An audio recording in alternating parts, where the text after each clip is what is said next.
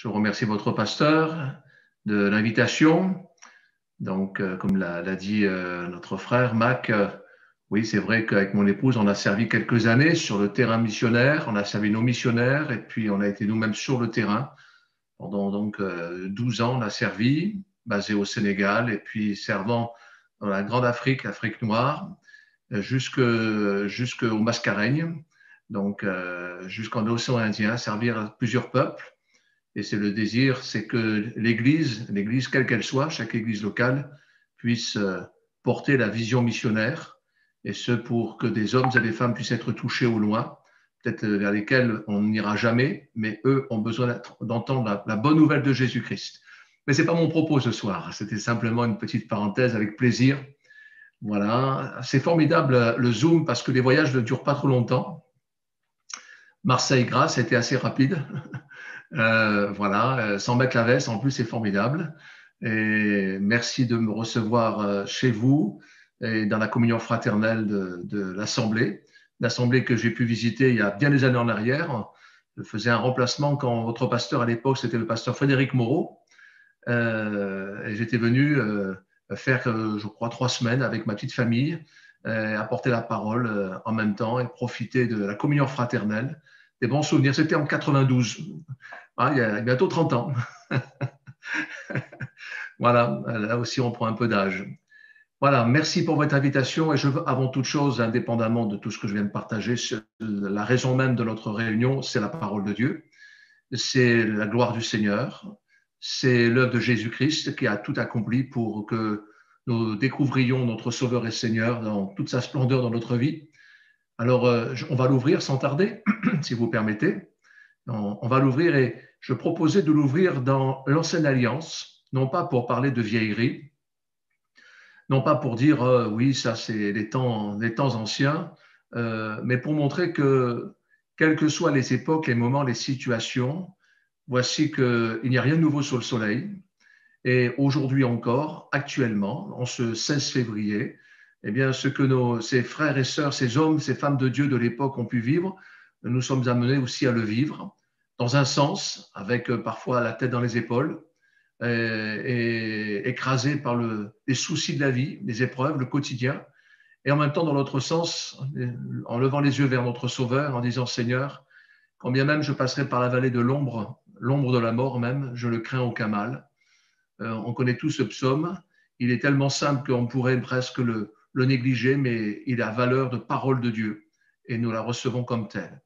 J'ai intitulé donc le titre du message, il est en 2 points en fait deux pôles presque opposés si on ne laisse pas le Seigneur travailler notre cœur au milieu. Le premier, c'est considérer vos voies et le deuxième, c'est tout simplement vivre cette vie de vainqueur.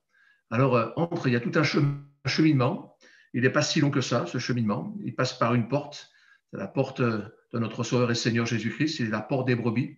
Et on va méditer cela. Alors, dans le livre d'Agée, chapitre 1er, Agée, donc à la fin de l'Ancien Testament, un des derniers livres de l'Ancien Testament, et nous lisons ça au chapitre 1er, un texte que certainement vous avez lu maintes fois, peut-être même que votre serviteur ou les pasteurs, l'équipe pastorale ou les pasteurs avant ont pu le méditer, mais ça sera juste une introduction, il y aurait tellement à dire, tellement à partager.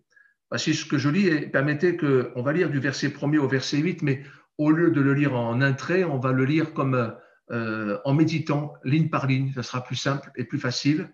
Voilà, le temps est compté et je ne voudrais pas, après une longue journée de travail, vous fatiguer aussi, mais que nous restions bien concentrés sur la parole.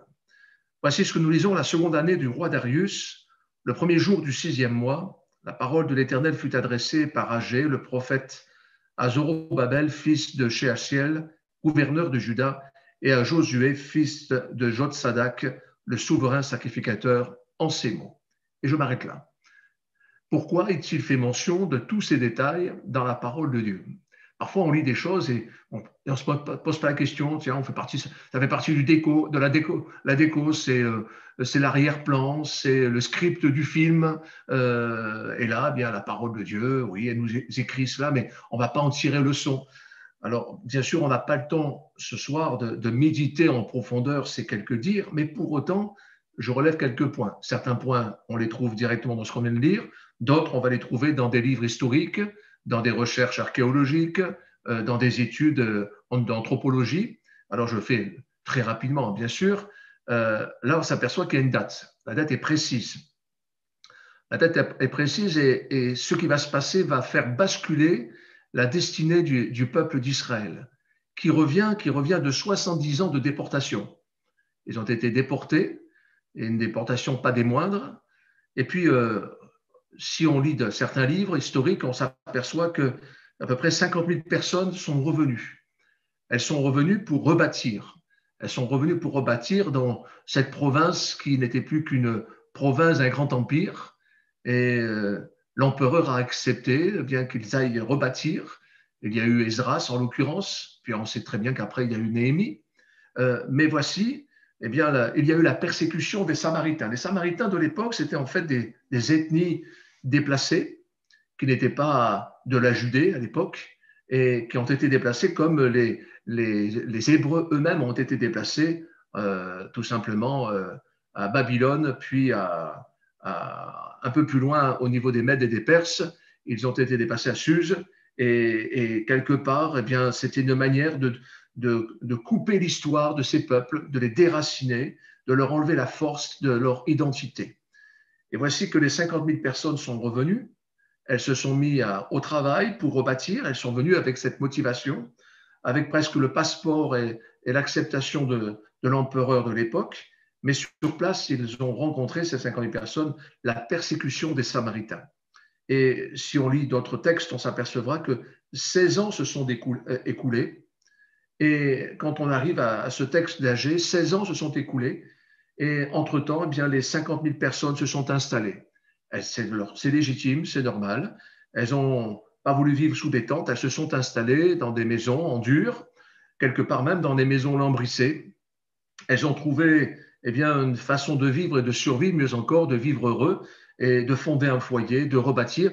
Mais la raison même pour laquelle ils étaient revenus en Judée, ils l'ont oublié, ou tout au moins ils l'ont mis de côté, parce que l'excuse est fort belle, les temps sont difficiles, le contexte est trop lourd, les Samaritains eh bien, ont été mis à notre place et nous ne sommes plus chez nous, c'est pas facile, et vous avez compris le parallèle que l'on peut porter dans notre propre vie personnelle, dans les contextes dans lesquels nous sommes, et je ne parle pas de la Covid seulement, mais je parle des contextes socio-économiques, et pourtant nous n'avons pas à nous plaindre pour le pays dans lequel nous sommes, en comparaison à bien d'autres endroits.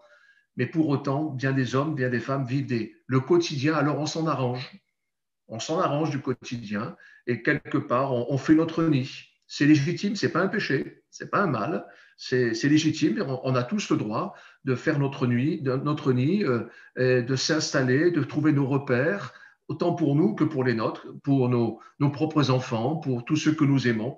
C'est légitime, c'est normal. Et puis, il fait mention aussi de Zorobabel, qui est le fils de Shealtiel, gouverneur de Juda. Là, on parle de gouverneurs, on parle d'institutions, de contextes sociopolitiques. Ils se sont installés, ils se sont organisés, les choses sont mises en place et on pourrait dire, eh bien, on doit faire avec notre temps. Et là aussi, on peut tous en tirer une leçon. On doit faire avec notre temps, les époques ont changé et quelque part presque la vie chrétienne doit s'adapter au contexte dans lequel nous sommes. Et là, il y a un long fleuve à laisser couler parce que chacun peut dire la sienne, excusez-moi l'expression. Et puis, il fait mention aussi de Josué. Josué, fils de Josadak, le souverain sacrificateur. Et voici ce qu'il va dire. Mais les mentions sont là. Josué fait parler du sacrificateur, donc j'oserais même dire du sacré, du religieux. D'autres diront aujourd'hui de la morale. Certains diront même il n'y a plus de morale. D'autres diront il faut eh bien, redresser la morale de la société et ainsi de suite. Chacun eh bien, a sa solution. Et nous pourrions, nous aussi, eh bien, nous mêler en tant qu'enfants de Dieu, au milieu de tout cela, nous mêler de ces solutions et quelque part chercher à changer le monde. Ou inversement, eh bien, mettre la tête dans les épaules et dire, bon, eh bien, la vie chrétienne, elle se vit à l'église, ou elle se vit par Zoom, et puis on a notre vie personnelle en catimini, et puis on fait avec, et les autres, eh bien, vivent avec nous et nous avec eux.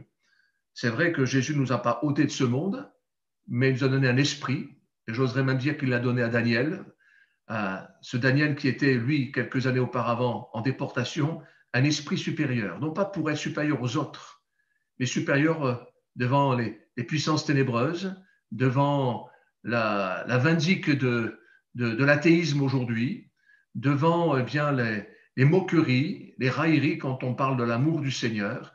Dieu nous a donné un esprit de vie, c'est l'esprit du ressuscité, celui qui a ressuscité Christ, l'esprit de Dieu. Alors après cette longue introduction, vous allez voir, ça va tout simplement être une logique implacable parce que la parole de Dieu, elle est simple, elle est claire, elle est limpide et il n'y a plus qu'à la suivre. Permettez que nous lisions la suite. C'est pourquoi la parole de l'Éternel fut adressée par Agé, le prophète, en ces mots. Et puis donc, il parle à des hommes, à des femmes qui vont entendre un message qu'ils ont oublié. Ils ne sont pas prêts à l'entendre. Peut-être même ils vont mal réagir. Je dis peut-être vont-ils mal réagir. On peut avoir des craintes. Et voici, eh bien, Agé est un homme courageux.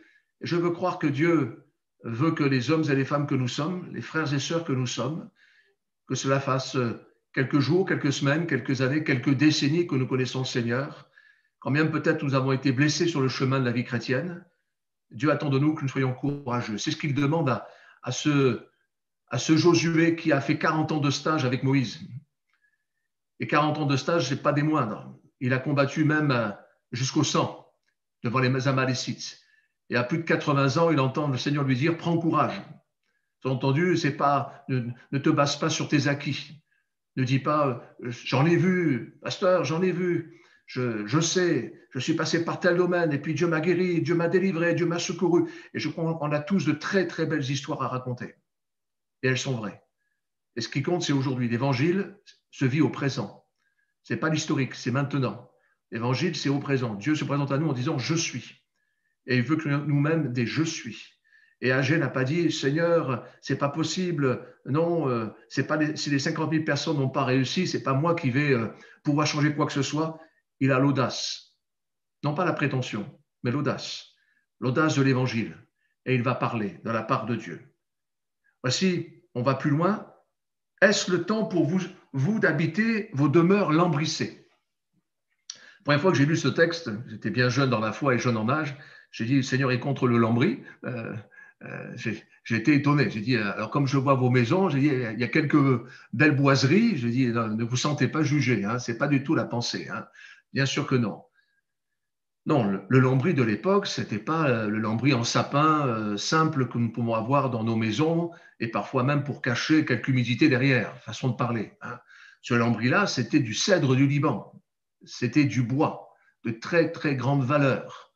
Et c'était ce bois qui pouvait non pas simplement couvrir quelques masures, mais qui pouvait même tout simplement donner l'ossature et la force à ces maisons. Et voici donc, Agé dit, est-ce le temps pour vous d'habiter vos demeures lambrissées quand cette maison est détruite? Ainsi parle maintenant l'Éternel des armées. Considérez attentivement vos voies. On pourrait prendre ça comme un reproche, mais ce n'est pas un reproche, c'est une exhortation. Comme Paul a pu exhorter maintes fois les chrétiens vers lesquels il allait ou auxquels il écrivait. Le mot exhorter dans la parole de Dieu, ce n'est pas juste une main sur l'épaule en disant « je t'exhorte, je t'encourage ». Le mot exhorter, c'est avertir de manière ultime. Avertir de manière ultime. Parce qu'on ne sait pas si on entendra une deuxième fois l'exhortation. Et le texte là, donc, nous dit, est-ce le temps pour vous d'habiter vos demeures lambrissées quand cette maison est détruite? Il n'est pas en train de dire, ce n'est pas bien que vous ayez bâti vos maisons, que vous vous soyez installés, que vous avez pensé de manière légitime au vôtre, non. Mais au bout du compte, vous avez oublié que la priorité pour laquelle vous êtes déplacé, vous êtes revenu dans le pays initialement promis, c'était avant toute chose, c'était pour rebâtir le temple, voire plus loin avec Néhémie, rebâtir la muraille. Et ils avaient oublié, ils en avaient des bonnes raisons. Comme nous aussi, nous pouvons tous avoir de bonnes raisons, même nous les prédicateurs, les pasteurs, par les temps qui courent, de dire, il faut peut-être arrondir nos angles, il faut mettre de l'eau dans notre vin, il faut faire en sorte de prendre les gens, non pas en rebrousse-poil. Mais ce n'est pas notre but. Nous ne sommes pas là pour prêcher contre quelqu'un, nous sommes là pour prêcher Christ, pour l'évangile, pour la bonne nouvelle. Alors, Agé, eh bien, parle de la part de Dieu et il les exhorte en disant considérez attentivement vos voies. Sous-entendu, ce n'est pas moi qui vais vous dire ce que vous avez à faire, mais chacun personnellement doit revenir dans son fort intérieur, doit réfléchir, et d'autres textes de la Nouvelle Alliance nous en parlent, de sonder notre cœur pour ceux qui sont pécheurs, de sentir leur misère, et puis pour d'autres, eh bien, de revenir au pied du Seigneur. Alors, la question, eh bien, à chacun d'entre nous, et moi-même qui vous partage ce message, c'est où en sommes-nous avec le Seigneur? Où en sommes-nous? Et dans la question, il n'y a pas de sous-entendu malsain ou de questions équivoques de jugement, aucun cas. Quand bien même nous serions, merci Seigneur, gloire à Dieu, en bonne posture, dans la bonne direction, en bonne marche, il serait dommage de s'arrêter en cours. Il faut aller jusqu'au bout. Est-ce que le Seigneur renouvelle nos forces? Parfois, on dit que les grands sportifs, ils se sont entraînés, mais quand le corps ne porte plus, c'est encore le mental. Eh bien, nous avons plus qu'un mental, nous avons l'Esprit de Dieu qui peut nous saisir et qui peut nous encourager au-delà des événements, au-delà des situations, qu'elles soient personnelles, privées, qu'elles soient ce soit des soucis matériels, financiers, administratifs ou de santé, que ce soit même l'Église en elle-même, avec ses projets, ses défis, ses encouragements et ses combats. Seigneur, anime-nous, ranime-nous. Nous ne voulons pas vivre en roue libre, mais nous voulons peut-être débrayer, repasser la vitesse pour rattaquer un nouveau col, pour relever de nouveaux défis au nom de Jésus. Alléluia. Gloire à Dieu. On continue. Le texte va plus loin. Vous semez beaucoup et vous recueillez peu. Ça veut dire qu'ils travaillent. Ces gens n'étaient pas des fainéants, ils travaillaient beaucoup. Vous mangez et vous n'êtes pas rassasiés. Au bout du compte, quand bien même ils pourraient avoir une bonne récolte, pourtant le texte nous dit qu'ils recueillent peu, eh bien ils ne sont pas rassasiés. Il y a toujours une insatisfaction. Et c'est vrai que quand nous amenons le Seigneur, et je le dis à mes frères et sœurs de l'Église à Marseille, c'est la même chose, hein. Il n'y a aucun jugement sur qui que ce soit, je partage en toute liberté. Mais quand on ramène notre relation avec le Seigneur en disant Seigneur, donne, donne, donne, alors que le Seigneur eh bien, nous a déjà tout donné, mais il attend de nous que nous lui donnions, que nous lui offrions notre vie, nos pensées, nos sentiments, nos aspirations, ce qui même nous pourrait nous paraître le plus légitime. Combien de fois, en tant que serviteur de Dieu, j'ai pu entendre certaines personnes me dire, et avec la plus grande des sincérités, en toute simplicité, pasteur, il ne faut pas être trop spirituel quand même. Hein. Alors, je ne savais pas que ça se jaugeait comme ça. On est spirituel ou on ne l'est pas, point à la ligne. Après, on peut être tout ce que vous voulez, déséquilibré, mystique, mais sinon, on est spirituel ou on ne l'est pas. Et un vieux pasteur, un des vieux pasteurs qui m'a formé quand j'étais étudiant à l'école biblique, eh bien, il disait on est spirituel jusqu'au bout des ongles. Ça voulait dire que le spirituel, il passe dans le matériel, dans le manuel, dans les choses de la vie de tous les jours. Alors, je continue. Vous buvez et vous n'êtes pas désaltérés. Vous êtes vêtus et vous n'avez pas chaud. Le salaire de celui qui est à gage tombe dans un sac percé. C'est dramatique. Mais au bout du compte, bien qu'on soit dans un pays où on n'a pas à se plaindre par rapport à tellement d'autres contrées sur la surface de la Terre, mais au bout du compte, combien d'injustices nous rencontrons? Et parfois même, soyons honnêtes, parfois on n'est pas que victime de l'injustice, mais sans le vouloir, on est parfois acteur de l'injustice. De par notre nature, de par nos caractères, de par nos agissements, nos réactions, et ceux mêmes vers lesquels on aimerait eh bien, porter tout notre amour, eh bien, on ne sait pas faire, on ne sait plus faire, parce qu'on est à cran, parce qu'on est fatigué. Voilà, on a tout goûté, on a semé, mais on a peu recueilli, on a mangé, on n'a pas été rassasié, et ainsi de suite. Je crois qu'on est tous assez intelligents pour comprendre à même et être à même de comprendre ce texte. Voici ce que dit Agé un peu plus loin. Ainsi parle l'État des armées, considérez attentivement vos voies. Montez sur la montagne, apportez du bois et bâtissez la maison, j'en aurai de la joie et je serai glorifié, dit l'Éternel. Dieu se réjouit et dit lui-même de sa propre bouche, c'est-à-dire de dire les choses, hein, qu'il sera glorifié si ces hommes, ces femmes, ces familles apportent du bois sur la montagne. Alors, ce n'est pas le petit bois ramassé sur le chemin, ce n'est pas la brindille, ça va être certainement des belles poutres, lourdes, pesantes, du bois précieux. Mais ce bois sur la montagne nous fait penser bien sûr à un autre bois, nous le savons, on a très bien compris. C'est le bois sur cette vulgaire montagne, ce petit mont qu'on appelle le mont Golgotha. Et là, il y a cette croix, ce bois qui doit être dressé avant toute chose dans notre vie. Il n'est pas derrière nous, ce n'est pas une affaire d'il y a 2000 ans, mais la croix, elle n'est pas non plus au-dessus de notre lit, elle est dans notre cœur et elle est notre ligne de mire pour aller jusque dans la vie éternelle, cette croix. Et puis cette croix, faite de bois, là on parle de murs de maisons lambrissées, c'est le bois du cèdre, un bois précieux, majestueux, extraordinaire. Ce que j'ai de meilleur, je l'offre à mon Seigneur. Mais encore, je lui offre tout.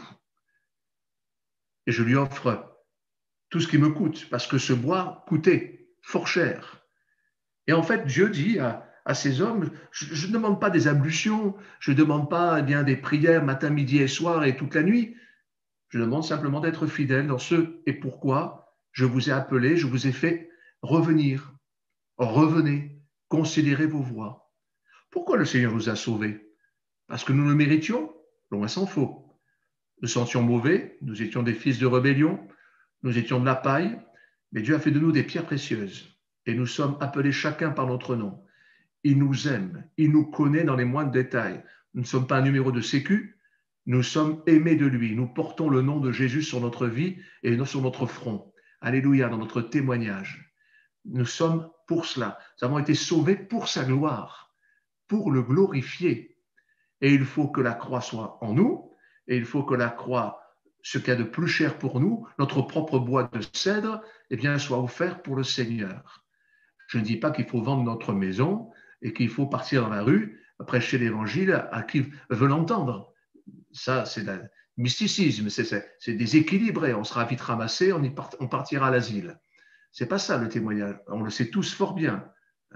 Mais c'est là, au fond de notre cœur. Alors, on a tous les excuses, en commençant par moi-même, tous les excuses de dire les temps sont difficiles, il y a le contexte, il y a l'usure de la vie, il y a le poids des ans, il y a les coups bas, il y a les blessures, il y a les séquelles de combats d'auparavant. On a tous nos excuses. Mais béni soit le Seigneur, le juste porte du fruit même dans sa vieillesse. Le psaume 92 nous le rappelle. Il reste verdoyant même s'il est vieux. Et si Dieu vous prête vie, vous, pour les aînés qui sont devant moi, eh bien le Seigneur vous prête vie, pas pour que vous perdiez votre temps, mais vos prières sont précieuses. Et vos prières ont de la valeur, valent de l'or. Et avec vos prières, eh bien, on peut faire bouger les lignes, faire bouger les frontières, bousculer les cœurs, faire sauter les verrous. Il n'y a pas besoin de passer des heures dans la prière, mais une prière par la foi. La prière du juste a une grande efficace.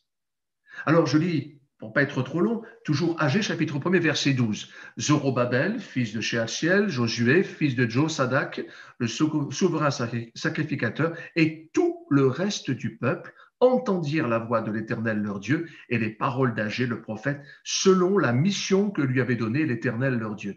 Et le peuple fut saisi de crainte devant l'Éternel. Saisi de crainte. La crainte, c'est pas la peur qui nous foudroie. Cette crainte, ce désir de ne pas offenser Dieu, de chercher à lui plaire. Moi, ça me fait penser à Acte 9, 31, où l'Église était en paix et elle progressait à tous égards par l'assistance du Saint-Esprit, gloire à Dieu, mais il marchait dans la crainte du nom du Seigneur. Alors, maintenant, je me plonge dans le Nouveau Testament. Ne vous inquiétez pas, je vais être très rapide maintenant, mais Matthieu chapitre 6, verset 33, on connaît fort bien ce texte. 33 et 34. Cherchez premièrement le royaume et la justice de Dieu, et toutes ces choses vous seront données par-dessus. Ne vous inquiétez donc pas du lendemain, car le lendemain aura soin de lui-même. Alors, ces textes, on les connaît, on les chante, les vieux chants, on les a interprétés, on les confesse dans nos prières. Mais dans le mot chercher, il y a une dynamique, il y a une démarche, il y a une volonté, c'est un verbe, c'est aussi presque un impératif, et littéralement dans le mot, il y a la connotation de continuellement. Ce n'est pas des coups de butoir. Quand on est dans le rouge, on est à cran, on n'est pas bien, alors d'un coup on devient très spirituel et on cherche Dieu. Non, chercher continuellement, littéralement c'est ça. Et premièrement, en priorité, prioriser, même si nous sommes pressés de toutes parts, les charges de la vie, les charges professionnelles, les charges familiales, parce qu'on a le droit au bonheur, on a le droit de bâtir, de construire, de se projeter dans nos enfants, dans nos petits-enfants, et plus encore, on a tout à fait le droit, mais la priorité, c'est que nos enfants connaissent Jésus-Christ, autant que faire se peut. Qu'ils aient un beau métier, bien sûr, c'est à souhaiter, on le souhaite tous pour nos enfants ou nos petits-enfants. Qu'ils puissent ne pas être dans la crainte du souci du lendemain, bien sûr, mais avant toute chose qu'ils soient sauvés. C'est la priorité. Et c'est cela. Parce que sinon, ce serait dommage. Seigneur, bénis-les, mais ils vont en enfer. Je ne sais pas pourquoi je dis ça, je ne l'avais pas marqué dans mes notes, mais je vous le partage en toute simplicité. Ne vous inquiétez donc pas du lendemain, car le lendemain aura soin de lui.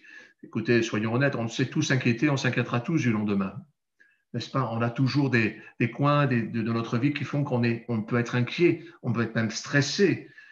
Et je voudrais dire, Mac va pas me contredire, mais il y a dans le corps pastoral, bien que le mot ne soit pas juste, il n'y a pas de corps pastoral, vous avez compris, eh bien, il y a un des mots qui revient régulièrement, c'est les ulcères d'estomac.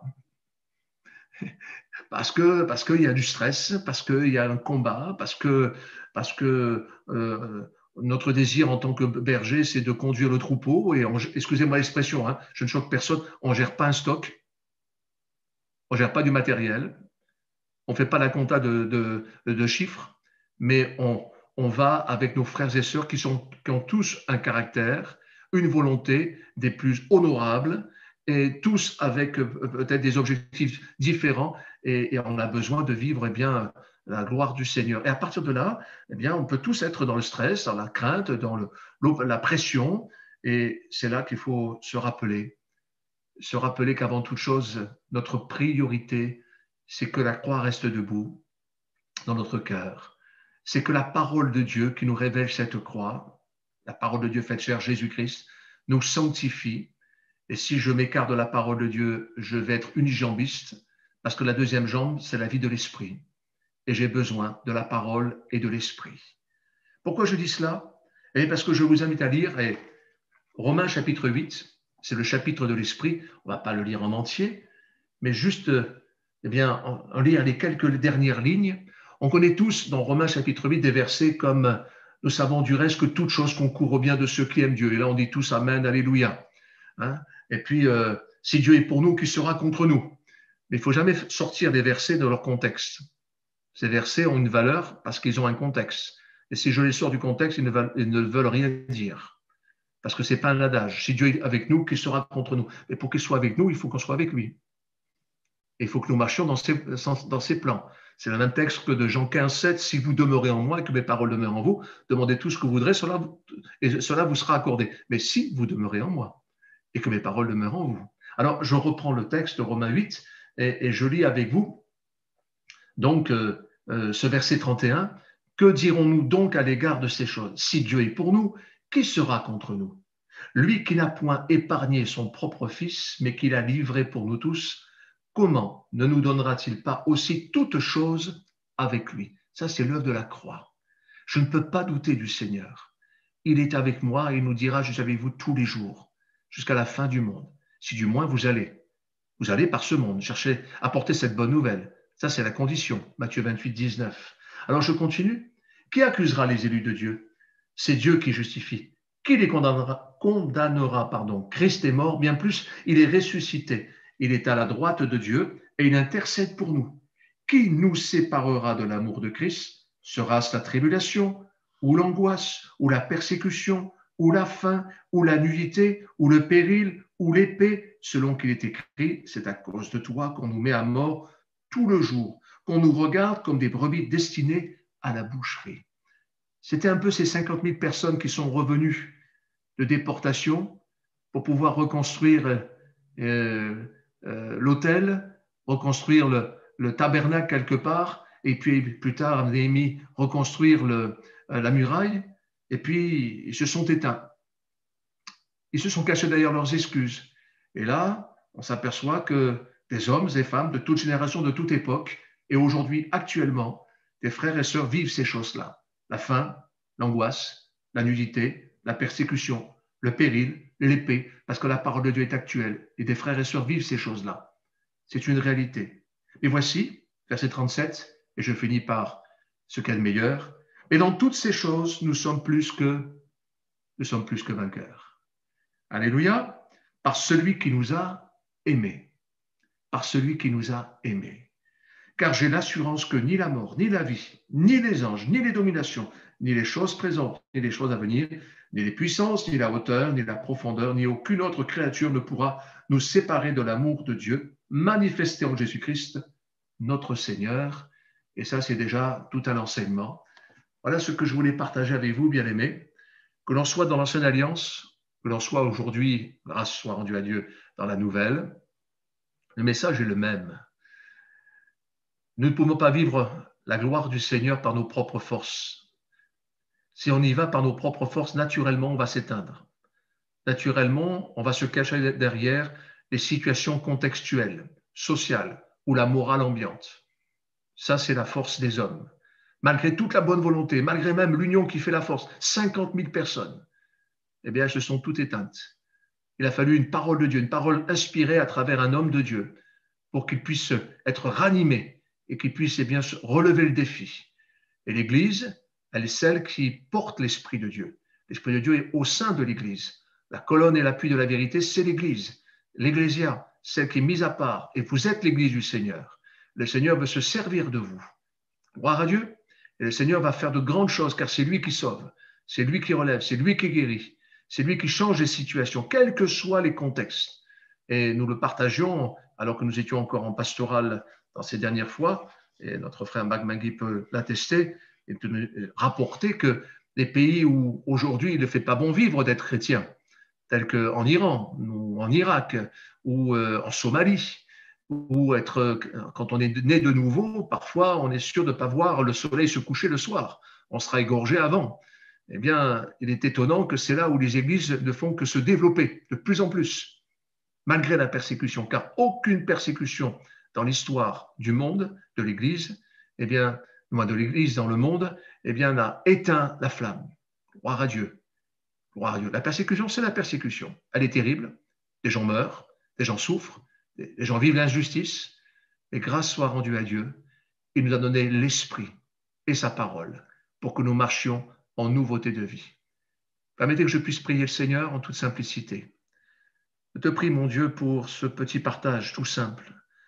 Je te prie pour ces bien-aimés que je ne connais pas, mais que tu connais dans les moindres détails, et tu les aimes, et tu les chéris, et tu les entoures, Seigneur, par tes bras d'amour, et forts et puissants. Viens les visiter, chaque maison, chaque famille qu'ils représentent, ceux qui sont seuls, ceux qui sont en famille, ceux qui ont peut-être souffrent pour les leurs. Mon Dieu, pose ta main, viens te glorifier. Que nos yeux soient fixés sur ce pourquoi tu nous as sauvés. Tu nous as sauvés pour ta gloire. C'est toi avant toute chose. Et pour cela, tu nous as laissé un point de rendez-vous, le bois de la croix, sur le mont Golgotha. Et tu veux que nous t'offrions toute notre vie. Nous voici entre tes mains.